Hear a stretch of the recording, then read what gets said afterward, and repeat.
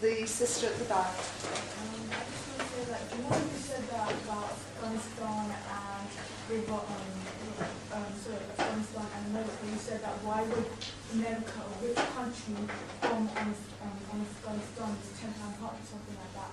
Did you find the answer for that?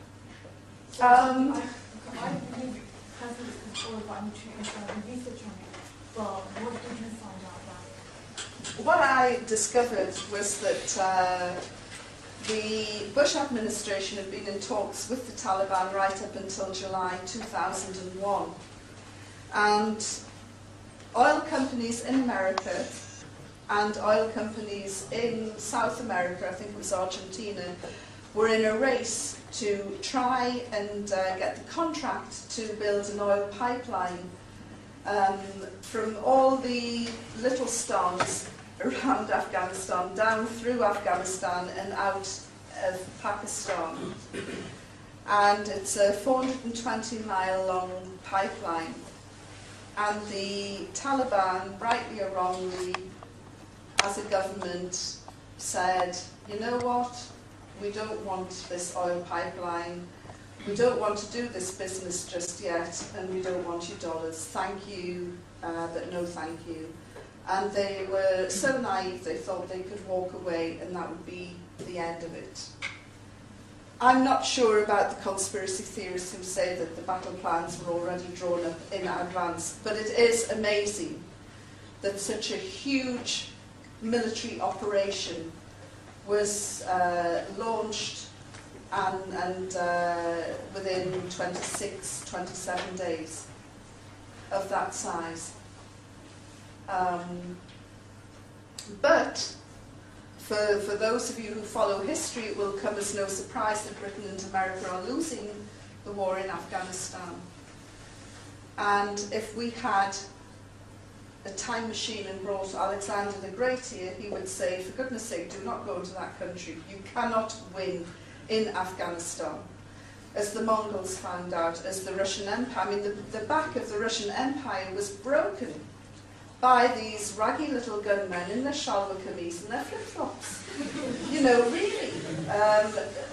The Russian army was 10 years in Afghanistan, and in the end, they just, you know, let's get the hell out.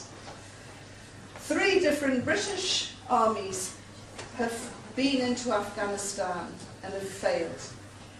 And the one before the last, 15,000 were massacred. One army major survived. He had half his head sliced away, but apparently the weather was so cold, he'd stuffed a magazine in his hat, and when this fight started and somebody sliced his head, most of the impact was taken by the magazine. He was able to get to the fort in Jalalabad after this massacre in the Salan Pass, in which 15,000, you know, the entire regiment was wiped out.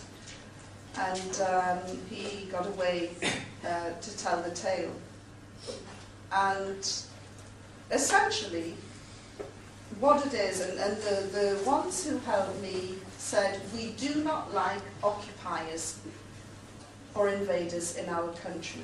But quite interestingly, they said, and that goes for the Arabs as well. And I said, the Arabs? And they said, yes, there's 3,000 down the road. They came in as our guests and now act like our masters. And that was the reference that they made to Al-Qaeda. So the relationship sounded quite strained before the start of the war. Of course, now, out of necessity, Al-Qaeda and a lot of the Afghan fighters have joined forces. Thank you for your talk. It was really good. I wanted to ask you, I'm not sure, are you still a journalist? Do you still have that profession? I wanted to ask you, once you became Muslim, like, I know in the professional world, like, people complain about it being difficult, you practicing your faith. I want to know whether you faced any of those difficulties and how you still, if you feel that it's had an effect on your career. as a journalist?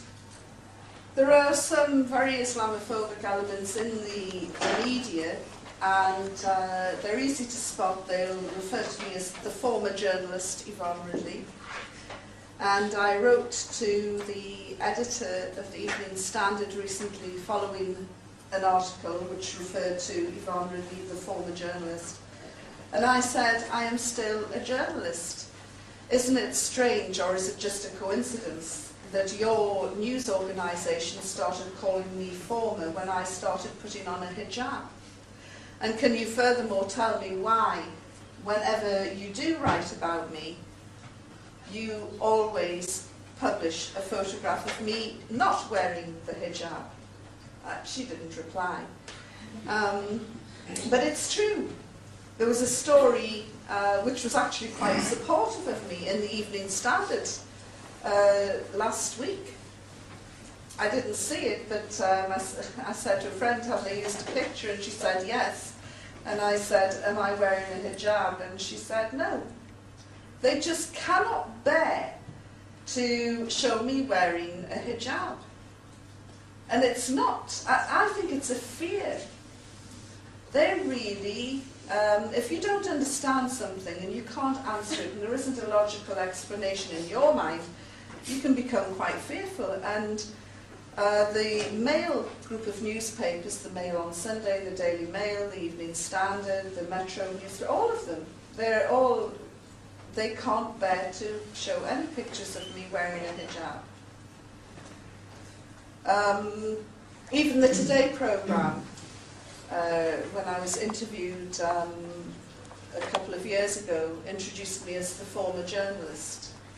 And I was on Newsnight a few months ago, and before we went on air, Jeremy Paxman said to me, are you still a journalist? And I said yes, and will you please introduce me as such? And he said yes, no problem. Jeremy Paxman is actually quite a sweetie off air. It's when the cameras get on and that, suddenly the red mist descends and this monster appears. But it has been difficult, which makes the joy of what I'm doing now even more sweet. That I'm still working as a journalist, and eventually, as long as I just keep on plodding along, eventually they'll accept that, and I'm still doing work for titles in Fleet Street. I just wanted to ask, how did your family feel, your mother and daughter, about you becoming a Muslim? My mother and daughter are my biggest critics, but they're my biggest supporters as well. And my daughter was fine until I put on the hijab, and I didn't really notice. She didn't really say a great deal until it came to the parent-teachers' night, and she said, "Oh, you don't have to go." Now she's forever complaining to me, "You're never there. You're always abroad. You're always away, and I'm the only one there without a parent." And so suddenly this, "You don't have to be there. It's not such a big deal," was a complete reverse of what she'd been saying. And I suddenly realised it was the hijab, and I said, "It's the hijab." She said, "Well, just take it off. Just, nobody knows, just for parent-teachers night." And I said, "No, I'm not, you've got to accept that it's part of me."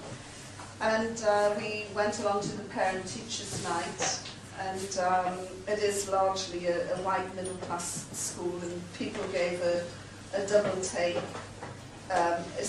Who's that woman with Daisy Ridley? And luckily for her, it was quite a useful distraction and talking point with the teachers, so they focused more on my hijab than her performance.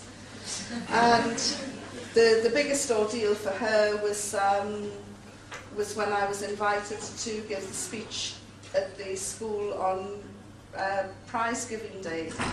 And she was horrified. She's a teenager, and she just thought the thought of seeing her mother stand up there in the front, in the school.